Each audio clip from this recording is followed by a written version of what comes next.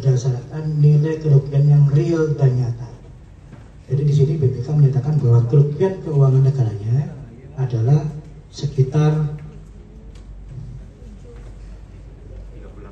38,8 miliar. Itu kerugian keuangan negara. Jadi BPK menghitung kerugian keuangan negara secara real dan nyata. Jadi kemudian terkait nanti apabila ada misalnya social loss dan lain sebagainya, tentu ada perhitungan-perhitungan kembali. Terima kasih. Belum ada perhitungan kerugian perekonomian negaranya berarti Pak? Bagaimana? Kan kalau di BPKP ada kerugian keuangan negara sama ada kerugian perekonomian negara. Betul. Yang kedua belum ada berarti? Bukan belum ada. BPK hanya mencatatkan bahwa kerugian keuangan negaranya adalah 38,8 miliar. Ini BPK yang menghitung. Nah, kami penyidik tidak berwenang untuk men-state jumlah kerugian. Kami hanya pada saat awal penyidikan indikasi kerugiannya seperti apa. Itu oke, penyidik. Kami yang menyatakan yang nama state kerugian keuangan negara secara nyata dan pasti real adalah BPK. Demikian, terima kasih. Kerugian keuangan negara oleh BPK RI, perbuatan para tersangka telah menyebabkan kerugian keuangan negara sebesar 38,9 miliar rupiah. Nilai tersebut merupakan kerugian nyata yang timbul akibat penyimpangan dalam proses PYB yang dimaksud. Dalam rangka optimalisasi aset recovery, penyidik telah melakukan penyitaan terhadap sejumlah aset berupa tanah dan bangunan milik para tersangka yang tersebar di Medan, Bekasi, Bogor, Samarinda, dan Sidoarjo dengan estimasi nilai sekitar 14,4 miliar rupiah. Pernyataan tersebut merupakan bagian dari upaya pemulihan kerugian keuangan negara sebagaimana diamalkan dalam pemberantasan tindak pidana korupsi. Rekan-rekan media sekalian, untuk penyidikan kami sudah lakukan sejak tahun 2024 dan kemudian keterangan P21-nya dari kejaksaan itu di awal 2026 dan kemudian untuk tadi yang ditanyakan terkait dengan dokumen yang dipalsukan, apakah ada menerima keuntungan, betul dari hasil penyidikan bahwa ada sebagian uang yang diterima oleh PT BAS ini kemudian digunakan untuk kepentingan pribadi, sehingga yang penyidik lakukan adalah melakukan penyitaan terhadap aset yang diduga dibeli dengan uang yang tadi didapatkan dari hasil korupsi. Jadi bersekongkol gitu ya Pak? Betul, sejak awal ada permufakatan antara pihak PT BPA, saudara IT, tersangka IT dengan direktur PT BAS. Salah satunya dalam hal manipulasi laporan keuangan.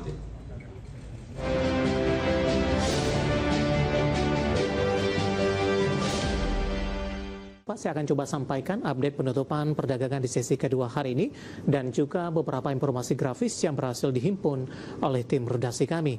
Dan pemirsa, di penutupan perdagangan di sesi kedua hari ini, indeks harga saham gabungan memangkas dari sisi laju terbatasnya penguatan beberapa menit jelang penutupan, di mana di penutupan menguat di 0,91%, hampir mendekati di 1% di 6.231,780. Intraday tertinggi hari ini di 6.249,903. Dibuka di zona hijau pada pagi tadi masih berada di level 6.100-an, tepatnya di 6.197,476. Langsung saja kita ke grafis yang pertama, pemirsa. Kita akan coba lihat update penutupan beberapa indeks lainnya seperti MNC 36, Jakarta Islamic Index, dan juga ada LQ45.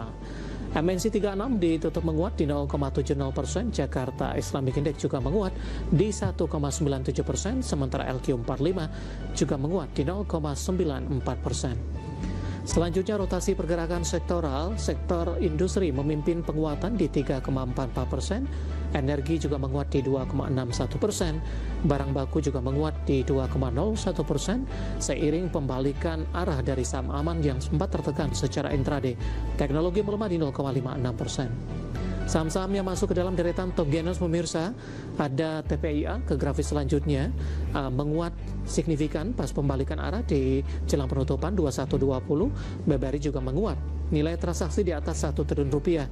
BRPT juga melaju kencang. Bumi dari grup Bakri juga hari ini mengalami laju penguatan yang cukup signifikan.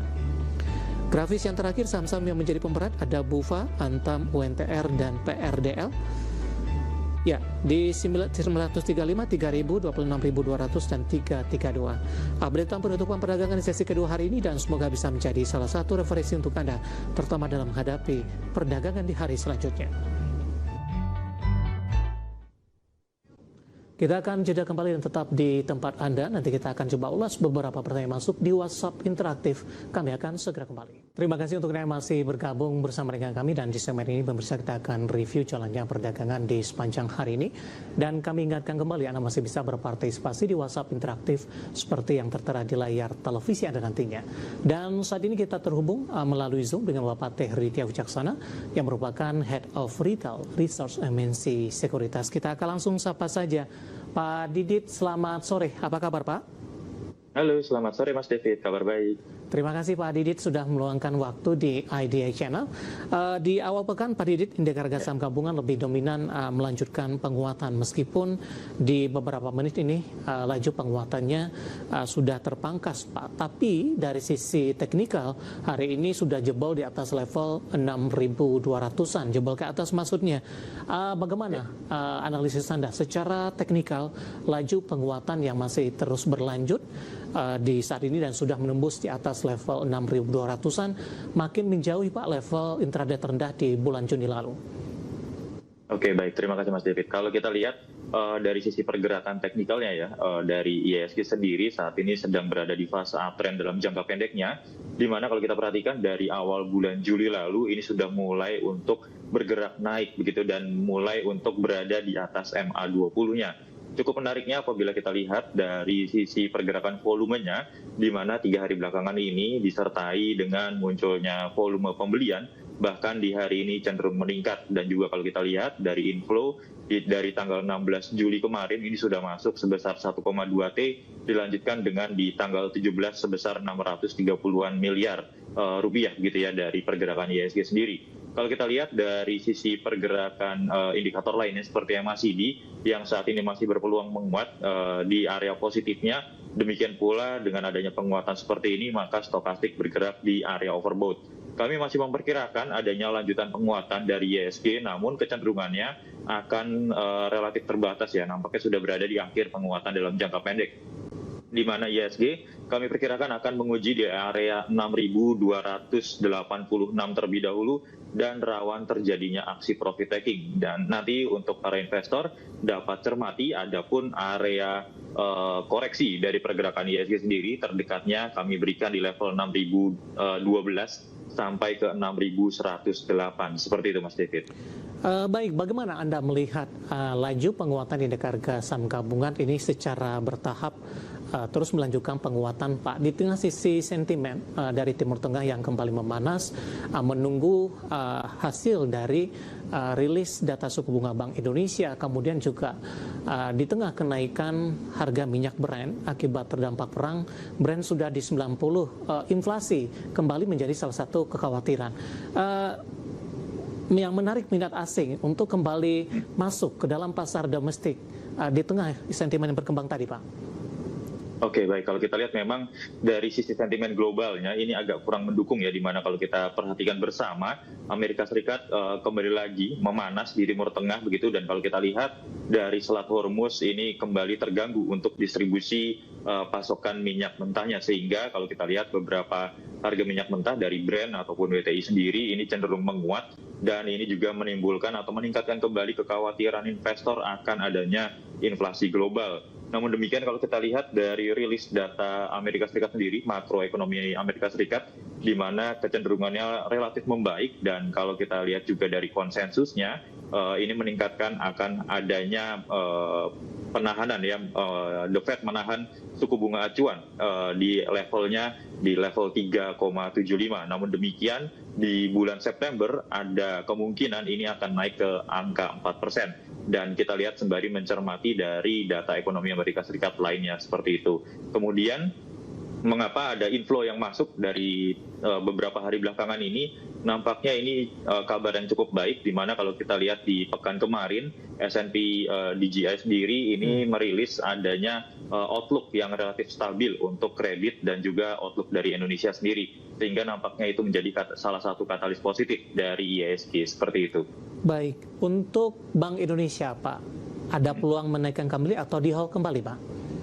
Oke, kalau dari sisi forecasting dari konsensus sendiri, memang kecenderungannya naik di 6%, namun harapan dari para investor nampaknya akan bertahan di 5,75, seperti itu Mas David. Baik, langsung saja kita ke teknikal Pak, saham-saham yang hari ini menjadi penopang indeks harga saham gabungan. Sesi pertama di 1,68%, intraday tadi sempat ke 3.080. Analisisnya Pak Didik? Oke, baik. Kalau kita lihat dari pergerakan BBRI sendiri dalam jangka pendek ini juga sedang berada di fase uptrendnya dan mampu bergerak di atas MA 60-nya. 3 hari berturut-turut BBRI juga masih didominasi dengan munculnya volume pembelian. MACD dan stokastiknya juga menarik, di mana MACD sedang berada di area positif dan stokastiknya juga sudah berada di area overbought-nya, nampaknya akan cenderung flat terlebih dahulu. Nanti dapat dicermati area resistennya di 3.130. Apabila BBRI mampu break ke atas area tersebut, maka dapat kami perkirakan BBRI akan menguji di 3.190 sampai ke 3.300. Namun demikian dapat dicermati pula area koreksi yang dapat kami berikan untuk BBRI sendiri, di mana supportnya ini berada di level 3.000, break dari 3.000 paling tidak akan menguji dulu 2860 sampai 2950. Seperti itu Mas David.